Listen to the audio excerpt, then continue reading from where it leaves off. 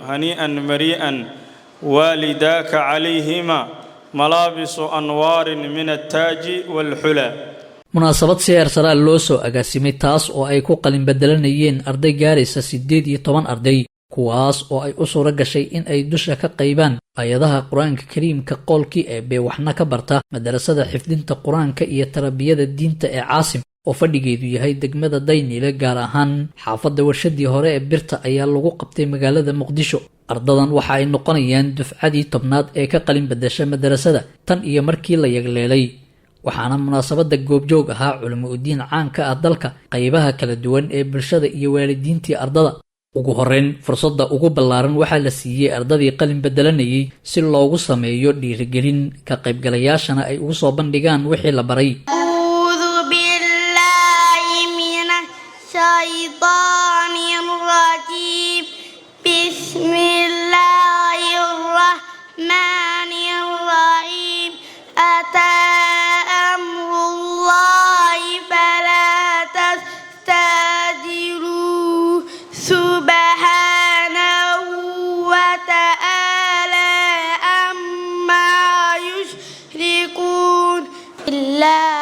الرحمن الرحيم والنجم إذا هوى ما ضل صاحبكم وما قوى وما ينطق عن الهوى إن هو إلا وحي يوحى والله يريد أن يتوب عليكم ويريد الذين يتبعون الشهوات أن تميلوا ميلا عظيما يريد الله أن يخفف عنكم وخلق الإنسان ضعيفا بسم الله الرحمن الرحيم إنا فتحنا لك فتحا مبينا ليغفر لك الله ما تقدم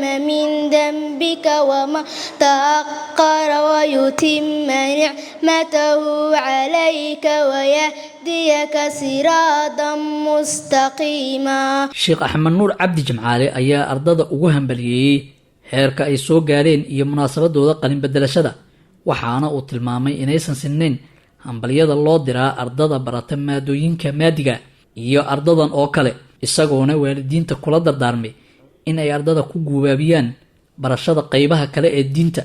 waxaan leeyahay awalan hambaliyo ayaan leeyahay waan bogaadinaa waxaan kaloo bogaadinaa waalidkii dhalay caruurta ee muddada dheer ayaguna kula soo dadaalayana waan bogaadinayaa waxaan leeyahay hambaliyo hanii'an marii'an waalidaaka calayhima malaabisu anwaarin min attaaji walxula. macnaha markaan leeyahay hambaliyo sida aroosyada iyo xafalaadka jaamacadaha ma aha hambaliyada waalidka iyo mucallimka iyo ardadaani waa hambalyo oo abaalmarinteeda ay jannada ku helayaan oo waalidka loo labisi doono dharka xariirta ee jannada sida nabigeenu uu sheegay calayhi salaatu wasalaam ayaa loo gelin doonaa. ilaahay wuxuu abaalmarin u guddoonsii doonaa yacni inay labada waalid ayagoo labisan jannada la geeyo oo halkaa abaalmarintooda lagu siiyo. waa abaalmarin weyn waxayna mudan tahay in lagu farxo. qul bifadli illaahi wa biraxmatih fabidaalika falyafraxuu. ilaahay wuxuu leeyahay waxa ilaahay idinkugu deeqay daduu ku farxa. waxa ilaahay maanta qof ugu deeqana waxa ugu wanaagsan inta lagu labiso dhar xariira in jannada lagu geeyo.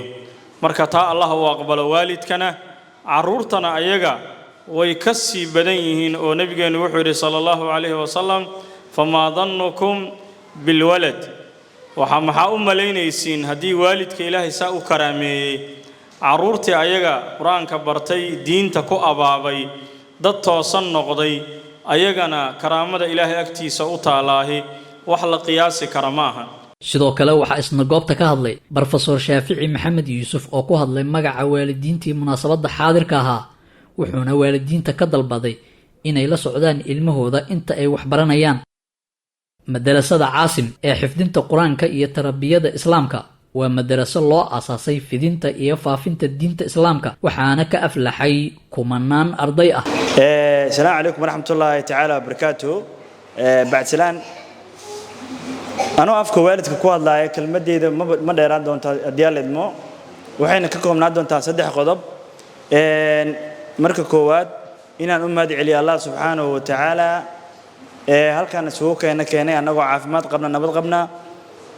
marka labaad waxaan rabaa inaan u mahad celiyo macallimiinta ardaydan quruxda badan ku soo dadaashay soona gaarsiisay heerka maanta ay taagan yihiin oo ardaydaasna maanta qalin jebinaysa waxaa ka mid ah gabadheeda Asmaa oo meesha ka maqan ayadana waxaan leenahay hambalyo.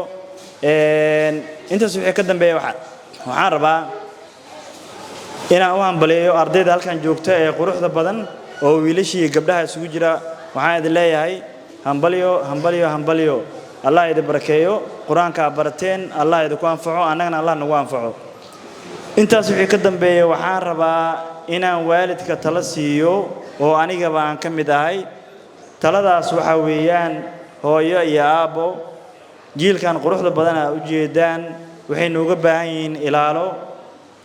tusaale haddii aan soo qaato dhirta ama geedaha markii aan beerayno waxaa aragtaan geedka markuu yar yahay waxaan u sameynaa xeyndaabka sababta loo sameynaa waxay tahay xayawaanka ama xoolahan ka ilaalinaa. geedka markuu weynaadana annaga harsana.